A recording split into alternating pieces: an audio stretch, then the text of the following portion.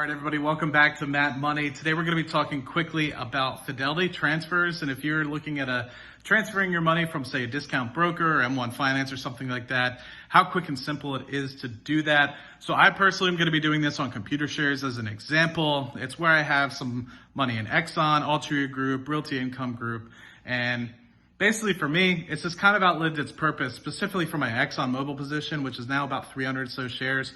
So it just doesn't make sense for me to continue to use computer shares when I have the ability to keep it in my main account, my individual brokerage account, which hosts the majority of my portfolio, about $450,000. So it just makes sense to consolidate it. It's the largest part of my computer shares position. Like I said, I have some auxiliary positions in there that I'm continuing to grow, specifically like waste management, Clorox, as well as essentially utilities. But Exxon, I'm not really growing it anymore. I think that I'm just going to wait for energy to become full value, and then I might trim it a little bit and move that money into Shell or something else like that moving forward. So it just makes sense for me to kind of transfer it into a place where it's a little bit easier to manage going forward. And so get in the computer now, show you guys how to do that. All right, so now that you've decided you want to transfer your money into Fidelity, you're going to want to do two things. You're going to want to open up your Fidelity account.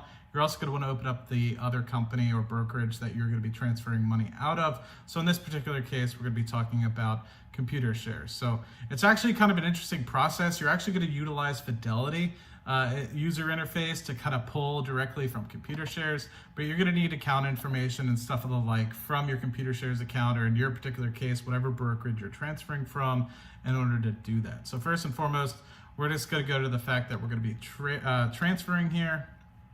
And what it's going to ask for now is starting with the basics. Where do you want to move money from? And there's going to be other methods down here. You're going to want to say transfer an account to Fidelity.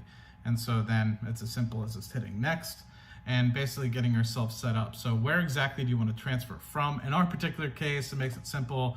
We want to do this with computer shares, no problem there. And ours is specifically the United States. Do I hold Israeli bonds? I don't. Not sure if you guys do, but it is what it is. So now it's just going to ask specifically about the computer shares account and what exactly the account number is. What kind of account is it? Is it an individual account? And I think in our particular case, it is an individual account.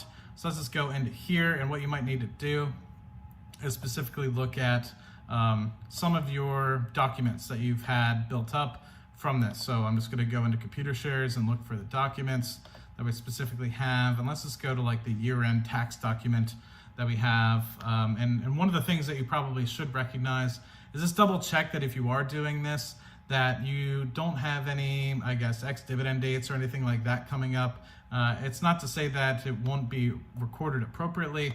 It just might make more sense to wait. So I was going to actually do this process for Exxon just a couple days ago, and I noticed that we were in the process of getting a dividend from Exxon, and that reinvestment would go directly back into Exxon for me. And so I just decided to wait. And so let me quickly just show you guys what I did there. I opened up a document that has my account number on here from Exxon, and it's going to be closing this out, but basically I have my 350 odd shares, or 356 in this particular case, because I reinvested my dividends most recently, and now I'm going to be moving that over into Fidelity. So now I have put my computer shares account number coming from computer shares. And is this an employee stock purchase plan? It is not.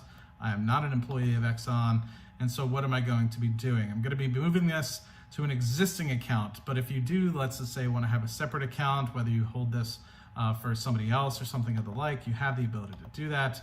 And so I'm just going to move this into my larger individual brokerage account where I have a majority of my money. And so now it's just going to ask is, what is the security or symbol? Transfer all whole shares. Let's just double check that it's pulling the right company. So yes, we want to pull Exxon for the security or symbol. Transfer all shares, absolutely. Transfer all those and close the account. Selling all the fractional shares.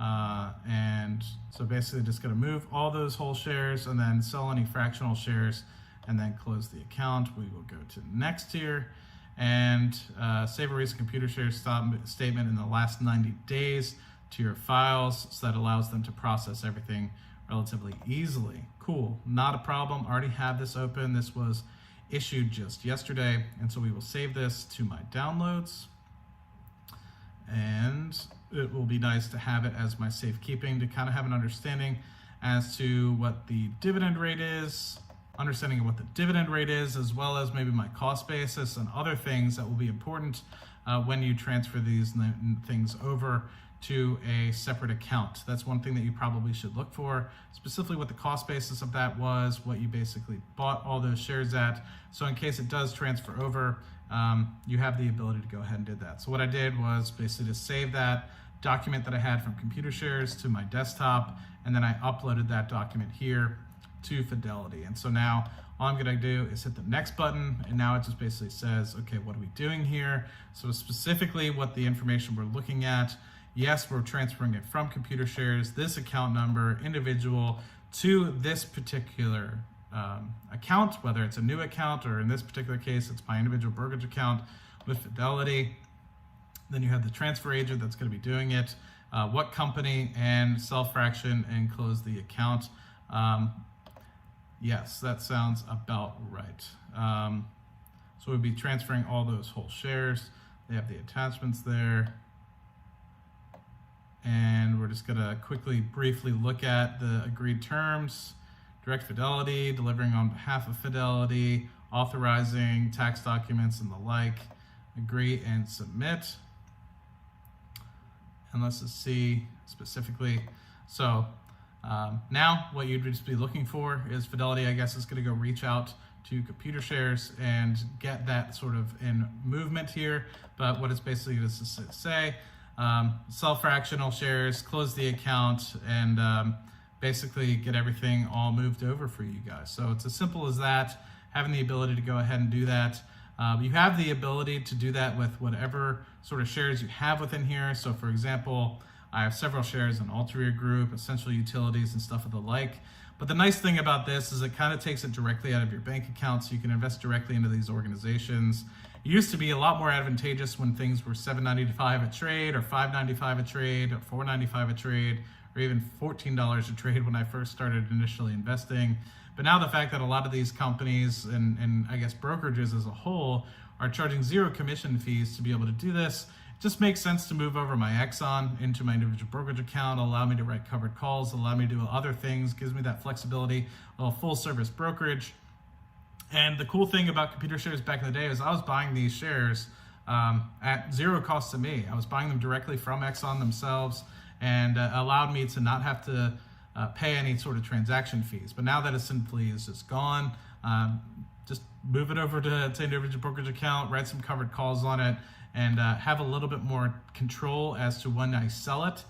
Whereas right now it takes a little bit of time because you're dealing directly with the organization, not necessarily a brokerage, which has its benefits and pros and cons, right? So having it in ComputerShares, those shares are directly owned by yourself, more so than, let's just say, if you have it on a brokerage.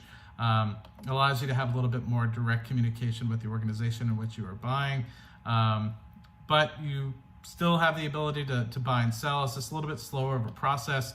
If you're buying and selling through ComputerShares, you don't necessarily get to dictate the price. There's no market orders or limit orders or anything like that on ComputerShares, and that's sort of the benefit of moving it over to Fidelity. There's no options trading on ComputerShares as well, and so key things there that could be hugely beneficial for you as you kind of go forward. You see, I've done this for several companies. I did this for Verizon. McDonald's I sold outright when it went up to about from $90 a share up to like $100 and some a share a couple of years ago. I thought it was a good deal. Wish I'd kept on to those shares at this point. But that's all you really need, man. You just need to have your both brokerages open, your Fidelity, which is who you're going to be transferring to. You need to have the company in which you're transferring from, a document from that so you can download it and upload it to Fidelity. And it's as simple as that. So really hope you guys found this video useful. Let me know if you guys have any other suggestions or you want to know anything else about Fidelity. I do need to update a lot of my old videos because the user interface has changed slightly, has upgraded. So some of the older videos I will be re-releasing, and you have the ability to look at, say, the 2017 or 2018 or 2019 version, or look at the more recent version that could be more useful and have a more up-to-date user interface. So if you guys have any other suggestions about videos or content, leave it in the comment section down below, and I will talk to you guys on on the next video. Cheers, and have a good one from Matt Money.